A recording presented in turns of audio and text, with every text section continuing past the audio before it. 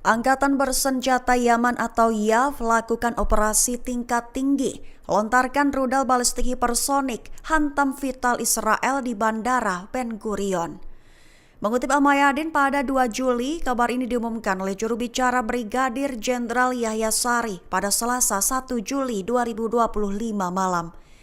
Lebih tepatnya, Sari mengumumkan serangkaian operasi militer yang dilakukannya terhadap target-target vital Israel, di mana pasukan roket IAF meluncurkan operasi tingkat atas yang menargetkan Bandara Ben Gurion di Yafa. Adapun senjatanya adalah rudal balistik hipersonik Palestina II.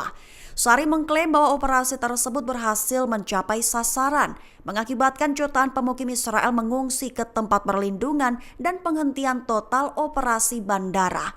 Sementara itu, pihak Israel mengonfirmasi juga peluncuran rudal dari Yaman, mengklaim sistem pertahanan udaranya diaktifkan untuk mencegat rudal yang diluncurkan.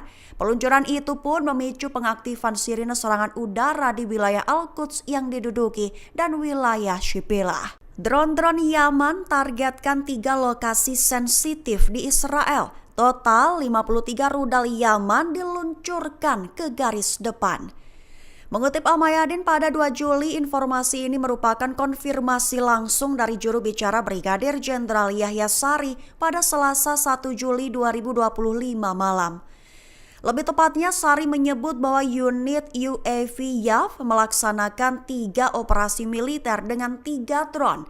Targetnya adalah lokasi sensitif Israel di Yafa, Ashkelon, dan al-Rashrash. Adapun serangan drone Yaman ini dilakukan bersamaan dengan luncuran rudal ke target Bandara Ben Gurion di Yafa. Sehingga kini total Yaman telah meluncurkan sekira 53 rudal balistik ke arah garis depan Israel. Tepat sejak dimulainya kembali perang di Gaza hampir 3,5 bulan yang lalu. Jumlah itu merupakan konfirmasi langsung dari seorang koresponden Radio Angkatan Darat Israel. Adapun Sari menegaskan bahwa operasi terbaru itu dilakukan untuk mendukung rakyat Palestina sekaligus sebagai bagian dari dukungan berkelanjutan Yaman terhadap Gaza.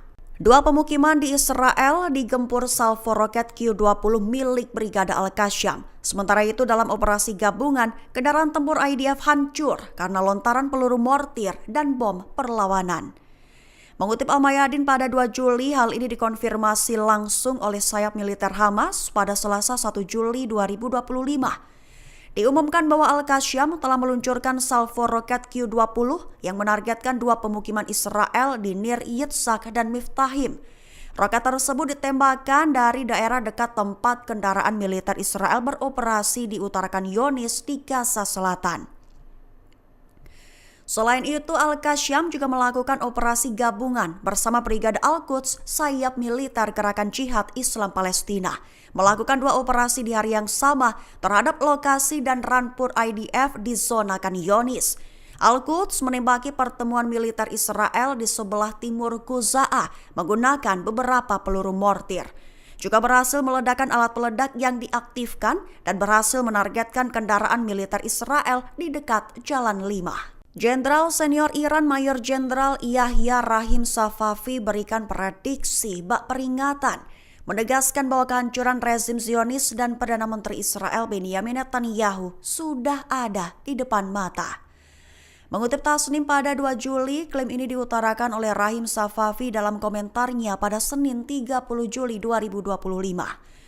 Ia mengatakan bahwa perang agresi baru-baru ini oleh Israel terhadap Iran justru bisa mempercepat siklus kematian Zionis, menegaskan bahwa kehancuran rezim Zionis dan Netanyahu sudah di depan mata. Safavi juga mengklaim bahwa kekuatan Korps Garda Revolusi Islam atau IRGC melampaui kawasan Timur Tengah. Seraya menambahkan bahwa semua pangkalan musuh ada dalam bank data target ribuan rudal Iran.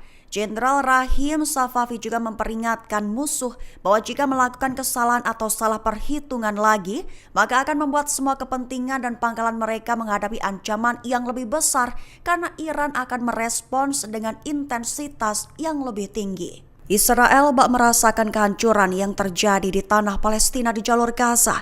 Garis depan Israel hancur digempur rudal Iran hingga menyebabkan sekira 19.000 pemukim kehilangan tempat tinggal. Mengutip Al-Mayadin pada 2 Juli, hal ini merupakan laporan dari sumber utama media Israel Ma'arif. Lebih tepatnya diungkapkan bahwa dampak yang menghancurkan pada garis depan internal Israel selama perang baru-baru ini dengan Iran menunjukkan bahwa sekira 13.000 hingga 19.000 pemukim Israel kehilangan tempat tinggal di 17 pemerintah daerah.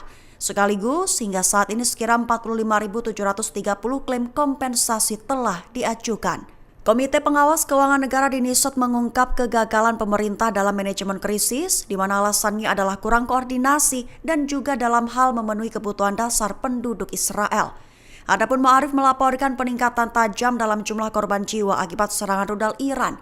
Kementerian Kesehatan Israel mengungkap pada Senin 30 Juni bahwa sekira 3.345 pemukim mengalami cedera dan menerima perawatan di rumah sakit. Di antara mereka, 23 pemukim dalam kondisi kritis, sementara 3 lainnya meninggal dunia. Perdana Menteri Israel Benjamin Netanyahu diprediksi akan meminta lampu hijau dan kebebasan penuh dari Presiden Amerika Serikat Donald Trump untuk kembali menyerang situs nuklir Iran.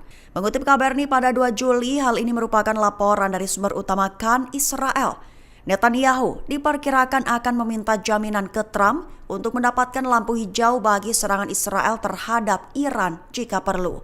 Tujuannya untuk memberikan Israel kebebasan penuh untuk bertindak jika mendeteksi adanya peningkatan masalah nuklir atau produksi rudal di Iran. Menurut Kan, Netanyahu tertarik pada Trump yang menyajikan rencana regional untuk Timur Tengah selama kunjungannya ke Washington minggu depan sebagai bagian dari gencatan senjata di Gaza. Adapun proposal baru yang diajukan Qatar kepada Israel menyerukan gencatan senjata selama 60 hari, juga mencakup penarikan pasukan Israel ke poros Morak antara Khan Younis dan Rafah di jalur Gaza Selatan. Seraya Al-Quds melakukan penyergapan kompleks di lapangan Al-Huda di sebelah timur lingkungan Sejaiyah di kota Gaza, mengejutkan tentara IDF dari jarak dekat hingga meledakkan ladang ranjau. Mengutip Kabarni pada 2 Juli, kabar ini dikonfirmasi oleh seorang komandan lapangan di Brigade Al-Quds. Ia menjelaskan bahwa operasi tersebut dimulai dengan peledakan ladang ranjau di depan pasukan Israel yang terus maju, menyebabkan para prajurit dan perwira panik lalu berlindung di dalam rumah-rumah warga sipil di dekatnya. Lebih lanjut, pejuang juga menargetkan pasukan yang bersembunyi di dalam rumah-rumah itu dengan peluru kendali, diikuti dengan peluncuran peluru anti benteng TBG yang mengakibatkan serangan langsung. Pada akhir operasi, perlawanan mengejutkan IDF dan terlibat dalam pertempuran dengan mereka dalam jarak sangat dekat menggunakan senjata ringan dan sedang, mengakibatkan sejumlah kematian dan cedera di kalangan tentara dan perwira Israel.